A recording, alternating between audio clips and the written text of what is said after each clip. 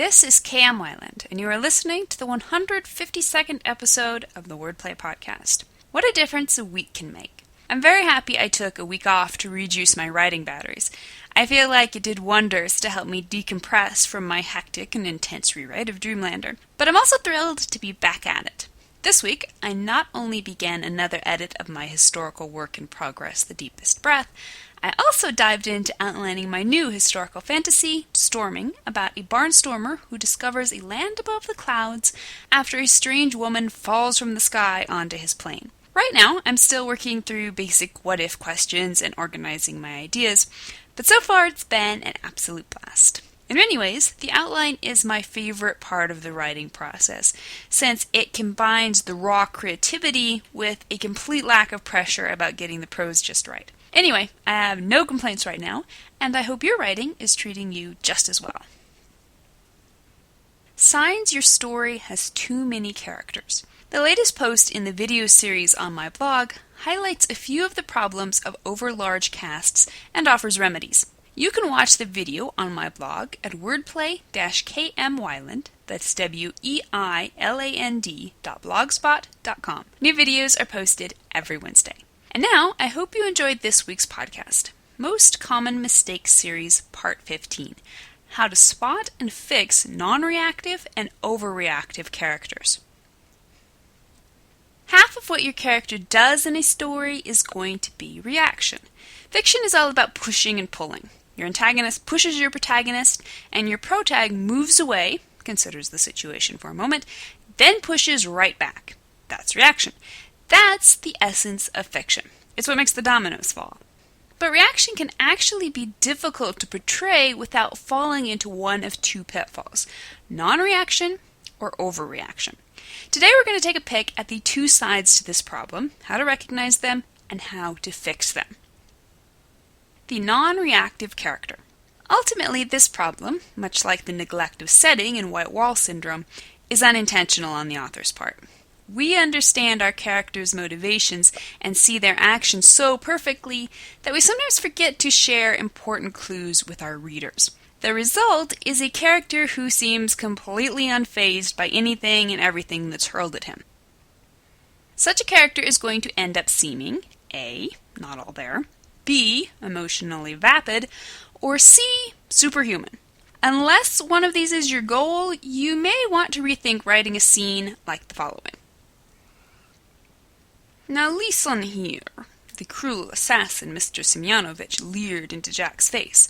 I don't want you to die, I just want to watch you suffer. He cackled his malevolence. You forget, I know karate, Jack said.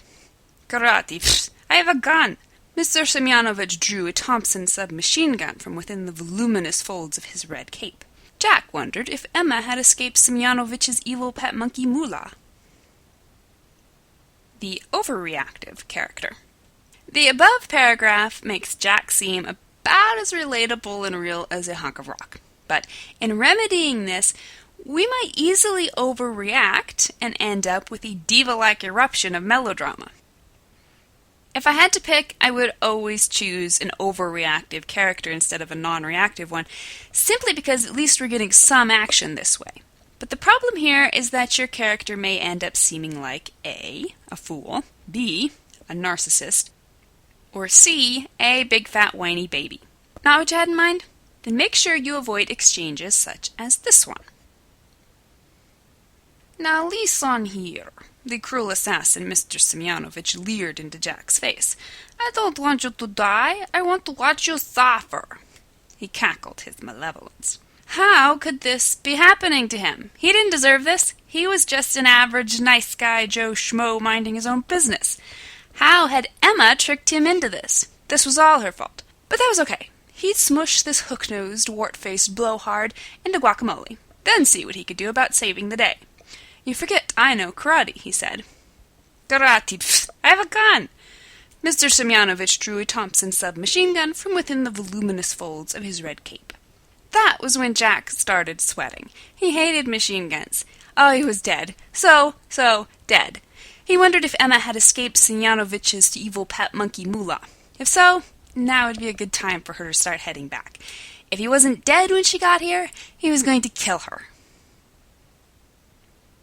the balanced reactive character.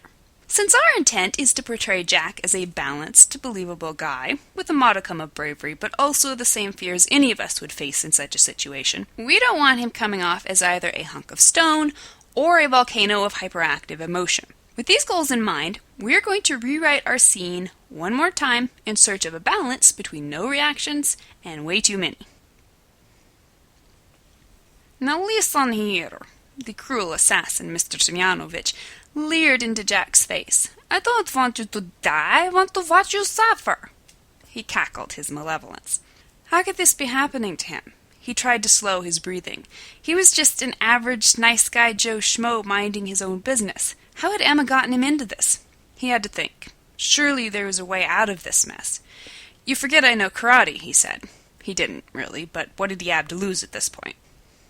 Karate, pfft! I have a gun! Mr. Semyonovich drew a Thompson submachine gun from within the voluminous folds of his red cape. That was when Jack started sweating. He was so dead. Had Emma escaped Semyonovich's evil pet monkey Moolah? If he wasn't dead when she got here, he was going to kill her. And there you have it. The Jack we've been trying to discover in this story from the very beginning. Readers must paint their pictures of our characters with only the colors we've given them. Make sure you're supplying them with just the right shades. Thank you for listening to the Wordplay Podcast. To read a transcript of this episode, visit me on the web at wordplay-kmwyland, that's weiland.blogspot.com, and be sure to listen again next week.